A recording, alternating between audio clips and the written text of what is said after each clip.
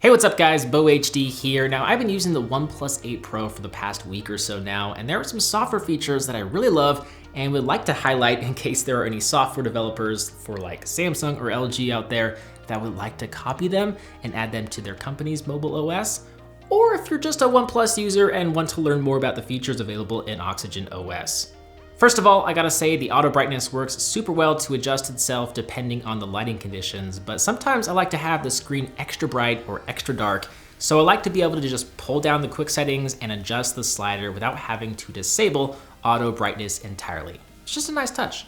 The night mode is also neat where you can adjust the color temperature to make it easier on the eyes, but they've gone a step further to allow you to crank the brightness down further than the lowest brightness available in the regular display mode, which is awesome because I found that even on the lowest brightness, the screen is still a little bit too bright for me. So it's nice to be able to lower it even more right here in the settings without having to download a separate third-party app.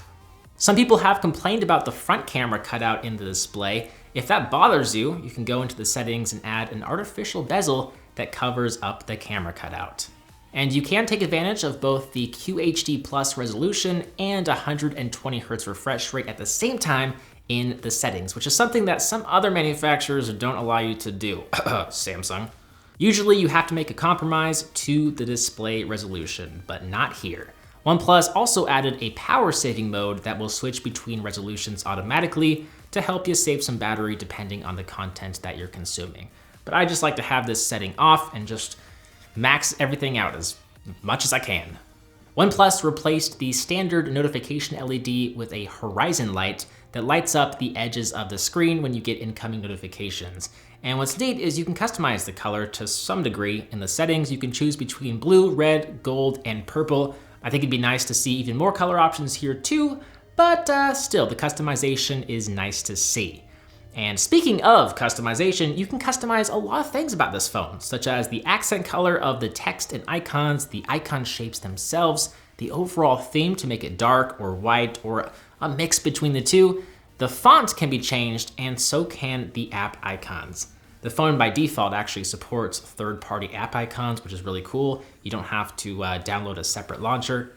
The physical alert slider will let you toggle between silent, vibration, and ringer modes, but you may have noticed if you silent the phone, it will silence media playback.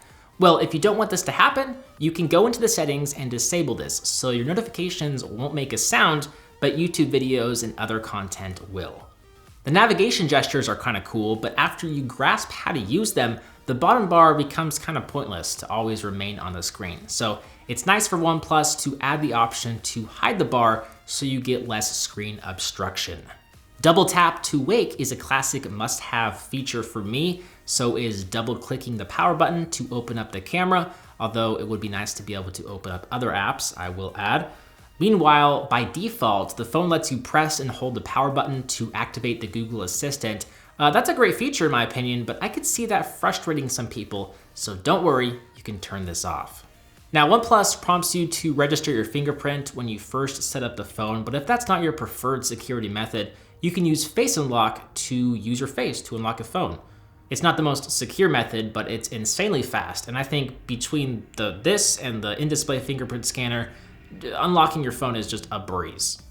And if you want to take things to another level, you can use Smart Lock to keep your phone unlocked at a trusted place, such as your home or work, or with a trusted device, such as a paired smartphone or a car stereo. There's also an option to keep your device unlocked when it's on you. So it'll detect when you're using it and when it's like in your pocket, and it'll keep it unlocked and it'll lock it up when you're not using it. And if you have a OnePlus Warp wireless charging pad, you can use Bedtime mode to set up a schedule for when the charger turns on to its maximum charging speed. So they added this option because the charger can get a little bit loud since it has built-in fans. So, that could be a problem if you're trying to sleep. You can use this setting to disable the fans and charge slower, or have it just turn on at a specific time like in the middle of the night when you're fast asleep. Quick launch might be enjoyed by some of you who use the fingerprint scanner. If you have this setting enabled, you can long press the fingerprint scanner and swipe up to quickly add a calendar event, activate the Google Assistant, or add a note. Parallel apps are also awesome for those of you with multiple accounts on the same platform. For example, I created a parallel Instagram app to manage the PhoneDog Instagram account, so now I can manage my personal Instagram account and PhoneDog's account independently via 2 separate apps. That's dope. The OnePlus Laboratory is a section with some OnePlus features that are in beta, so they might be a little bit buggy, but my favorite feature is DC dimming. When this feature is activated, flickering at low brightness will be reduced, which is something that's actually very common for AMOLED displays, so it's nice to see OnePlus address this. It does come at the cost of some color accuracy, but overall I think it's worth it. Last but not least, multiple user support is here, and it is awesome. You can quickly switch to guest mode in case you hand your phone over to someone to use for whatever reason. You can even create a separate account for your significant other or a friend to use, which will keep all your apps and data separate, and even prompt a password when you try and switch back to your account. This is an awesome feature to have. I wish it was available in stock Android.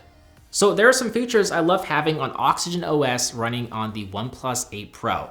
Some of these features are unique to OnePlus, but many of them aren't, so you probably recognize a few of them at least. Hopefully there was a feature or two that you didn't know about. Some of the so-called features were just little subtleties that improved the experience that I wanted to praise, because not all phones are as user-friendly, and you gotta praise and appreciate the little things.